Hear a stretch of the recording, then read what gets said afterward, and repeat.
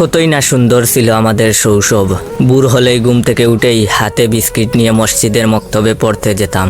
কে কার থেকে জুড়ে জুড়ে চিৎকার করে পড়তে পারে তা পরীক্ষা করতাম। তারপরে বাসায় যাওয়ার পর খাবার খেয়ে স্কুলে যাওয়ার পালা। মাঝে মধ্যে স্কুলে না যাওয়ার জন্য বাহানা খুঁজতাম।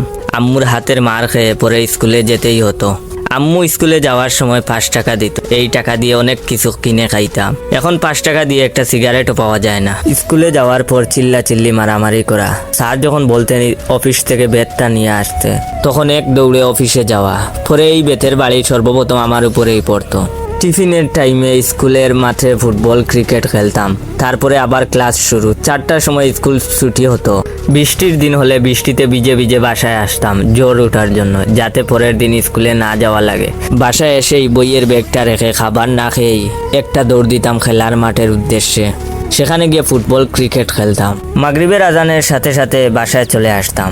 গোসল করে পড়তে বসতাম।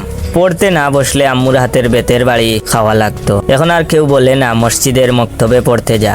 কেউ জোর করে এখন স্কুলে পাঠায় না। এখন আর সেই কাদামাখা মাঠে ফুটবল ক্রিকেট খেলতে যাওয়ার জন্য বলে না। সেই কাদামাখা মাঠের অনেক বন্ধুগুলাই জীবিকার তাগিদে দেশের বাইরে চলে গেছে।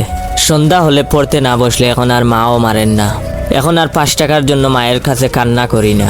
কিন্তু সেই সোনালী দিনগুলো এখন শুধু মিস করি। যদি আমাকে কেউ বলতো তোমার জীবন থেকে হারিয়ে যাওয়া কোন জিনিসটা তুমি চাও, আমি তাকে বলতাম আমার হারিয়ে যাওয়া সেই সোনালী শৈশব আবার ফিরে পেতে চাই।